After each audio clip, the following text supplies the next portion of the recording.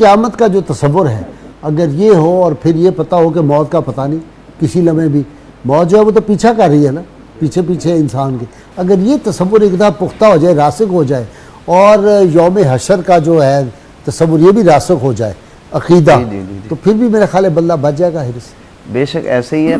قرآن مجید کی اکثر صورتیں آپ دیکھیں، جس طرح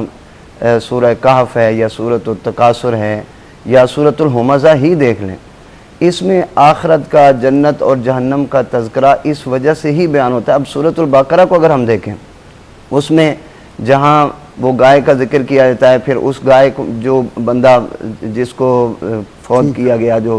اس کو پھر زندہ کرنے کے لیے گائے ذبح ہوئی، گائے کو ذبح کر کے اس کا ایک ٹکڑا جب مارا گیا، قرآن مجید فرماتا ہے فَقُلْ نَضْرِبُوهُ بِبَعْضِهَا، وہ اٹھا۔ اب قرآن مجید فرماتا ہے كَذَلِكَ يُحْيِي اللَّهُ الْمَوْتَى، کہ یہ ہم نے اس لیے کیا تاکہ تمہیں یقین ہو جائے کہ تم نے مرنے کے بعد اٹھنا ہے۔